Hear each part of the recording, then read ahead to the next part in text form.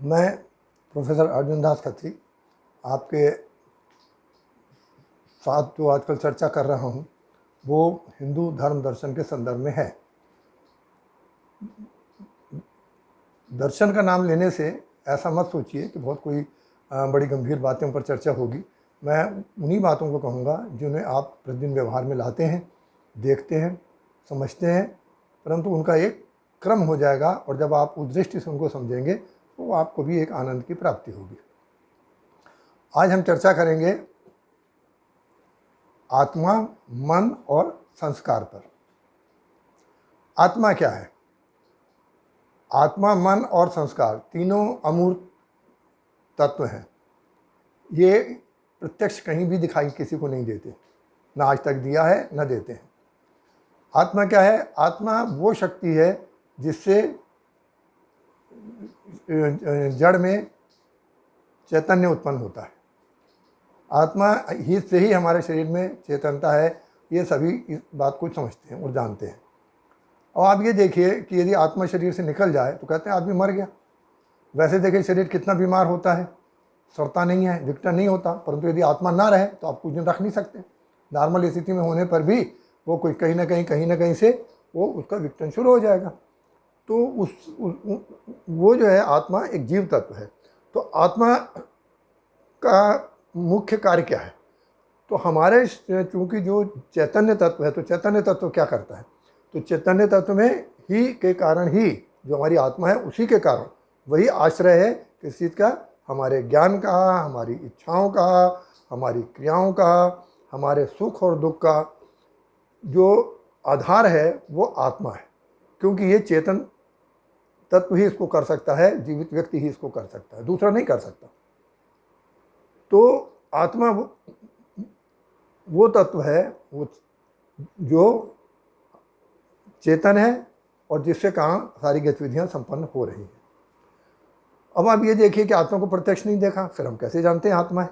तो आत्मा को अनुमान के आधार पर जो कुछ देखी घटनाएं हो रही हैं उनके आधार पर ये देखा गया कि भाई जो है ये कोई विशेष तत्व है। जैसे कि अब व्यक्ति मर गया, अब उसमें आत्मा निकल गई और अब वो हिलडुल नहीं सकता, उसको कुछ भी करते रहे आप उसको बहुत दिन तक सुरक्षित नहीं रख सकते। दवाइयों वाली बात केमिकल की अलग है, पर सामान्य रूप से नहीं रख सकते। तो इसका मतलब कोई ना कोई ऐसा तत्व था जो चला गया। अब दूसरा क्या हम कहते हैं, आत्माएं पुनर्जन्म लेती हैं। तो पुनर्जन्म लेती है तो ये हमारा कैसे सिद्ध होता है? तो उसमें क्या होता है, आत्मा नित्य है, आत्मा मरती नहीं है कभी भी।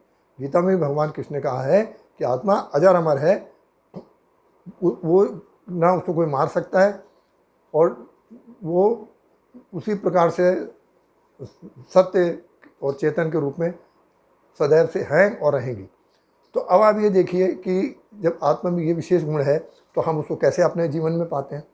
अब देख, कोई बच्चे हैं बचपन से बड़े मेधावी होते हैं, उनके आसपास का वातावरण वैसा नहीं है।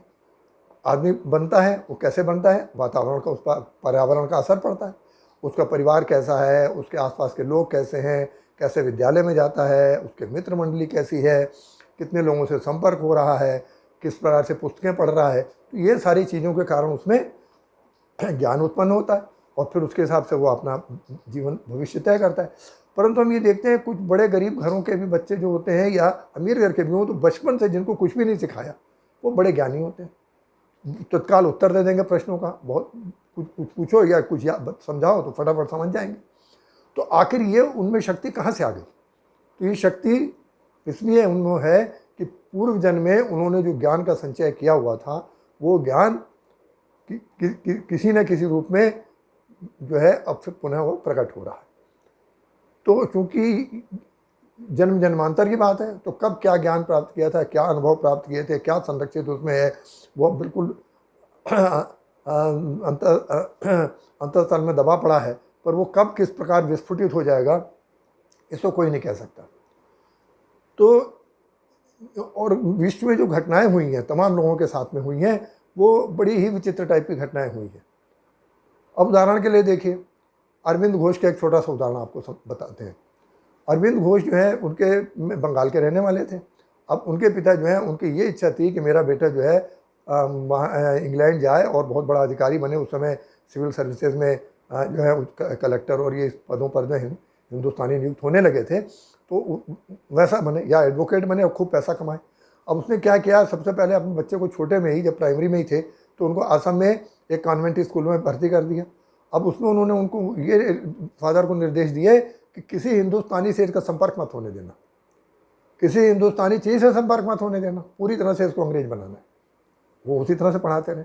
इंग्लैंड में भेजा तो वहाँ पर भी यही निर्देश दे करके आए स्कूल में उनके फादर से कि भैया आप इसको जो है कहीं इधर उधर भटकने नहीं देना। अब वो लगातार वहाँ पढ़ते रहे। पर आप ये देखिए कि जब लौट के आए उनको बड़ी अच्छी नौकरी मिली। उन्होंने सिविल सर्विस में, सरकार की नौकरी में तो नहीं गए, पर सिविल सर्विस में बड़ौदा के महाराजा ने उनको अपना जो है पीए नियुक्त कर लिया।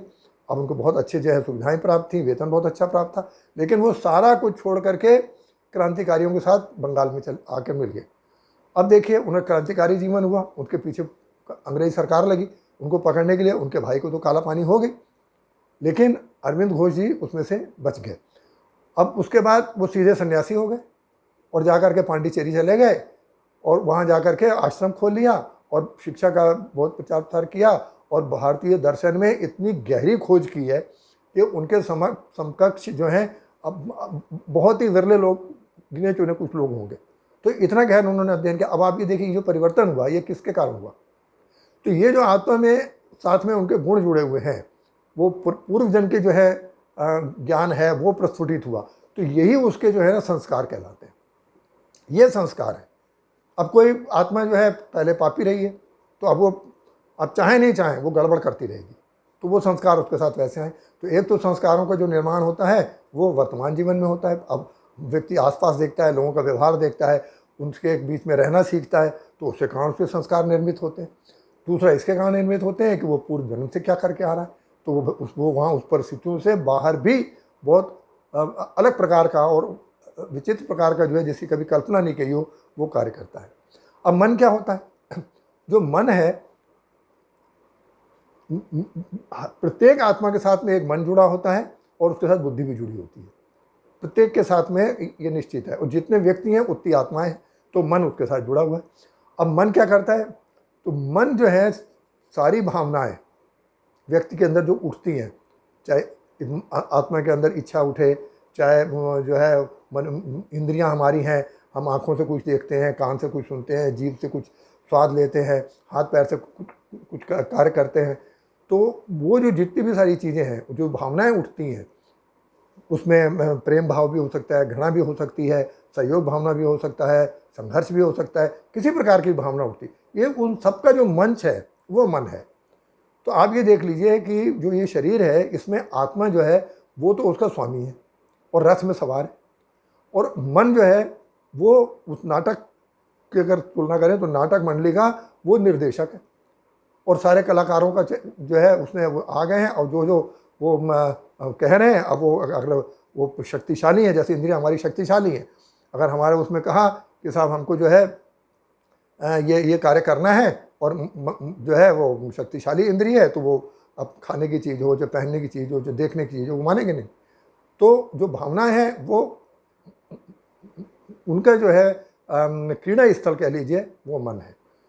तो मन के अंदर ही जो आत्मा है उसकी भावनाएं भी जो हैं, उसके विचार भी वहाँ जाते हैं, और जो हमारी इंद्रियां हैं इनके विचार भी जाते हैं, और फिर दोनों में तालमेल भी होता है, टकराव भी होता है। तो इसकी बात हम अगले व्याख्यान में करेंगे।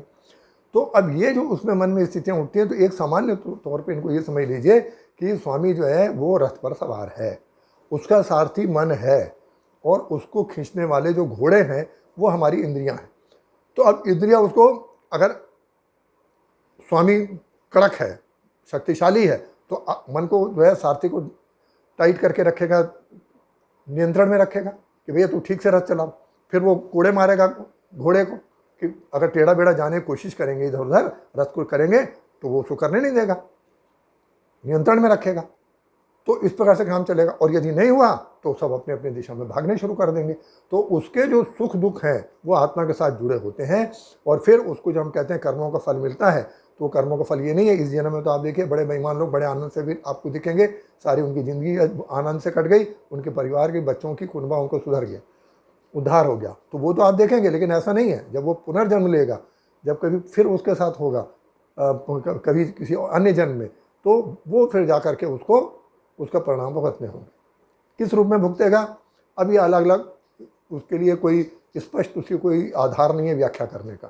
तो ये जो है हम जब कोई कार्य करेंगे, किस प्रकार से करता है कार्य, क्या लोग किस प्रकार से कार्य करते हैं, जब उस पर चर्चा करेंगे तो हमारे ये शब्द प्रयोग होंगे, आत्मा का शब्द प्रयोग होगा, मन का होगा।